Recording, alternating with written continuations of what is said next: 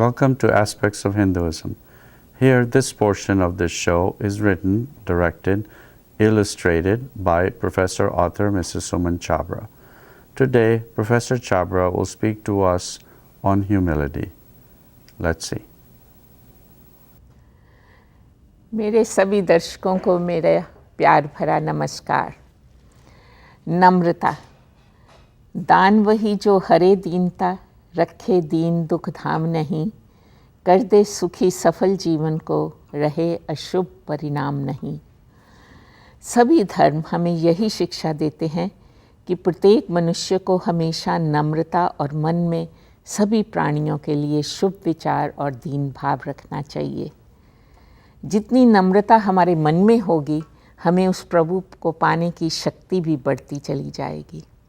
लेकिन विडंबना तो ये है कि इंसान अपने अहंकार में फंसा रहता है। हम अपनी जवानी का मान करते हैं क्योंकि हम बुढ़ापे की ओर नहीं देख रहे।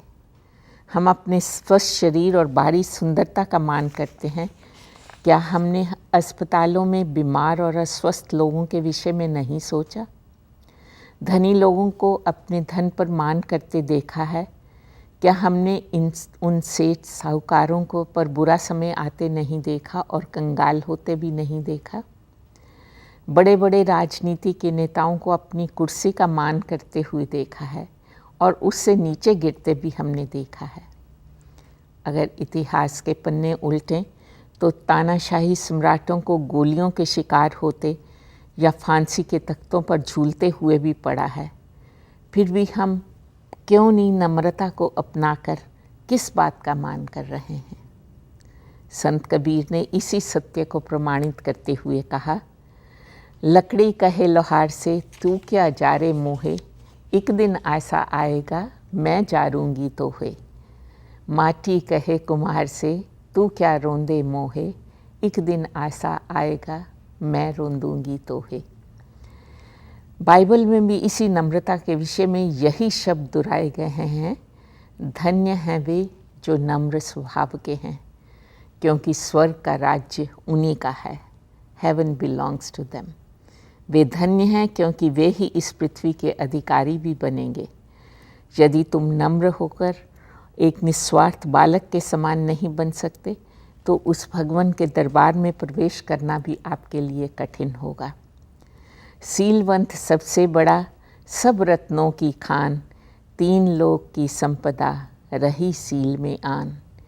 तीन लोगों की संपदा इसी में समाई हुई है। जैसे जैसे हमारे व्यवहार में नम्रता आएगी, वैसे वैसे हमारा ध्यान सर्वजनों के लिए प्रेम, प्यार और ईश्वर की भक्ति की ओर झुकता चला जाएगा। नम्रता का अभ्यास करते करते दुनिया का मोह धीरे धीरे कम होता चला जाता है और उस ईश्वर की आराधना में, भक्ति में लगने लगता है।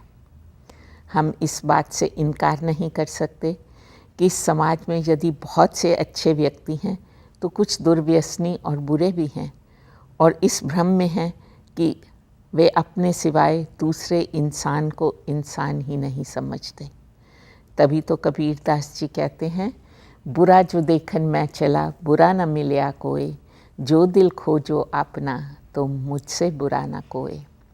एक बुरे व्यक्ति में इतनी शक्ति नहीं है कि वे आँख वाले को पकड़ सके, किंतु आँखों वाली अपनी सुदृष्टि से अंधे व्यक्ति को भी झट से अपने पास बुला सकता है। इसलिए हम इस दुनिया के मोह जाल में ना फंसे हुए नम्र व्यवहार से ईश्वर भक्ति में मन लगाएं और इस तथ्य पर मनन करें, साहिब से सब होत है, बंदे से कछु नाही, राई से पर्वत करे, पर्वत राई नाई। इसलिए नम्रता के गुण को अपनाना ही भक्ति का प्रथम चरण है। शील क्षमा जब उपजे, अलख दृष्टि तब होए, बिना शील पहुँचे नहीं, लाख कथे जो कोय। जब तक आपके हृदय में नम्रता नहीं पनपती, तब तक इसके बिना कोई भी कल्याण के शिखर तक नहीं पहुंच पाता। विनम्रता से मेरे सभी दर्शकों और श्रोताओं को धन्यवाद और नमस्कार।